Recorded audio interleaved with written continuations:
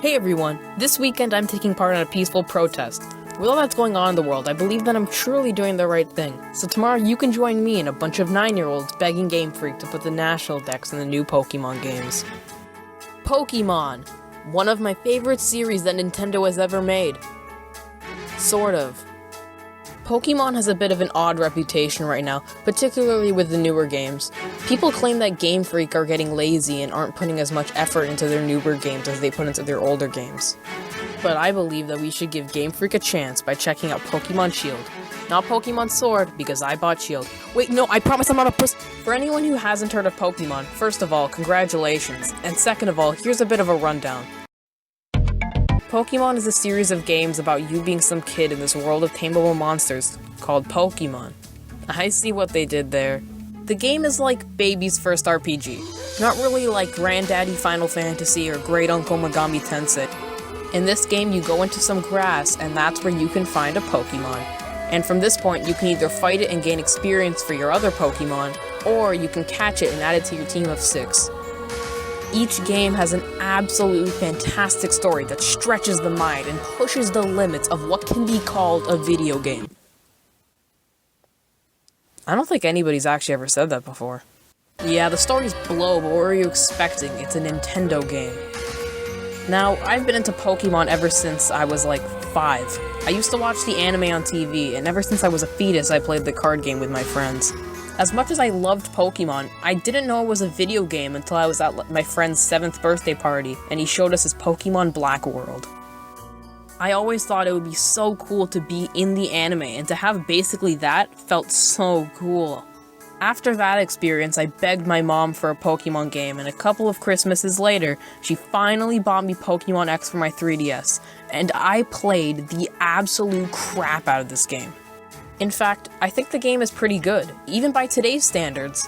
I then got Omega Ruby the following year, and I thought that one was pretty good too.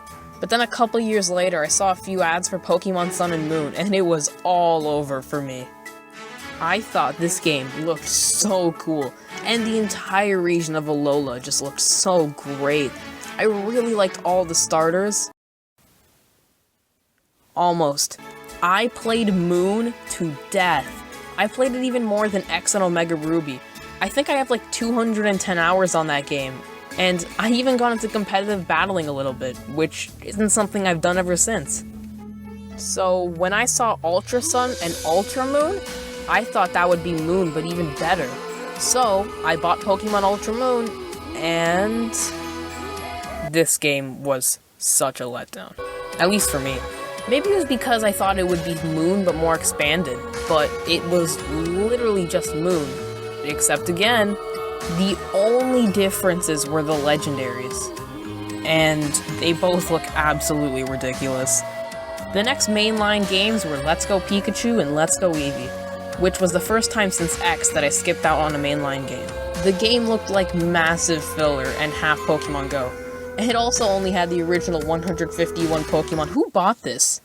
I'm kidding, the game was actually relatively well received. However, I still haven't bought it.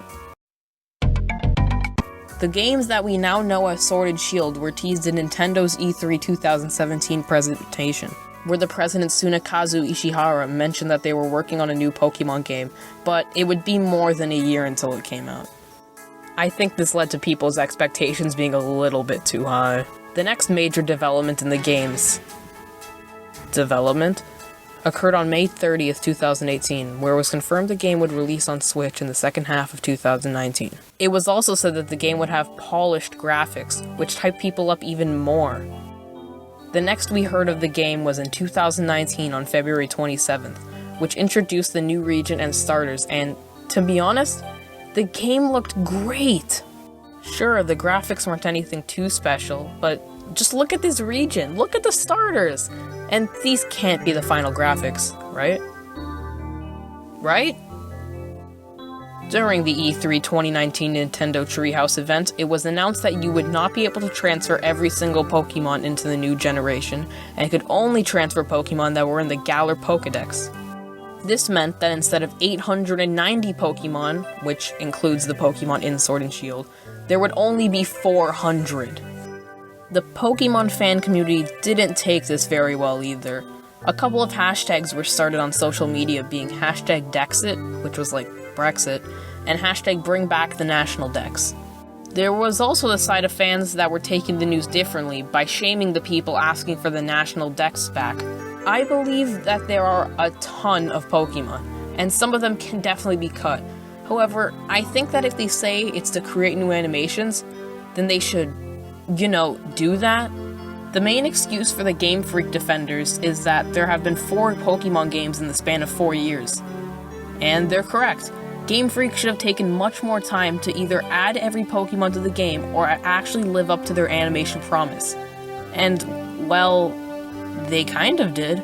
To help calm down the Dexit community, Game Freak added 2 paid DLC, one being the Isle of Armor and one being the Crown Tundra.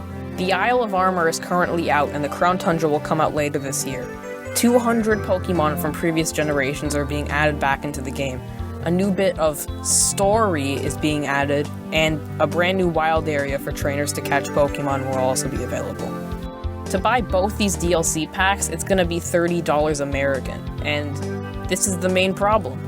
This game already costs $60, $80 for me because I'm a gross maple jockey, and they're basically selling me the second half of the game, but for more money. I did buy the base game though, so let's talk about that. First of all, let's talk about the new Pokemon, starting with the starters. I really like all of them. They all have cute base evolutions, their mid-evolutions exist, and their final evolutions are pretty good. They're not my favorite, but still. The new Pokemon in general are really quite good. Some of the highlights are the entire Hatterene line, Corviknight, Toxtricity, and the new fossil Pokemon. And of course Snom. Thank you Game Freak for Snom. The gameplay is, well, it's certainly Pokemon. It's quite repetitive and the general difficulty of this game is way too easy. You can easily breeze through the entire story without even trying. One reason is because the EXP share cannot be turned off. For anyone who doesn't know, the EXP share means that if only one of your Pokemon battles, all the other Pokemon will still get experience from that battle. Normally in the other games you can turn this off, however, for some reason, they made it mandatory in Sword and Shield. Because the EXP share is always turned off, it makes grinding non-existent in this game. The game becomes extremely boring, and I really couldn't find a reason to play, as I would just easily glide through everything. Basically, what I'm saying is it's not too good because it's much too easy. However, I still do enjoy playing the game and trying to complete the Pokédex, or what's left of it, and to go shiny hunting. What I'm saying is the game's bad because it's Pokemon, but it's also good because it's Pokemon. Finally, the story. Well, it existed. And I guess that's more than you can say for most Pokemon games. In this game, your rival is this kid named Hop, and to be honest, his backstory isn't bad. His brother is the champion of the region, he feels as though he'll never be as good as him, and he can't bring shame to his brother's name. This kid needs to shut up though.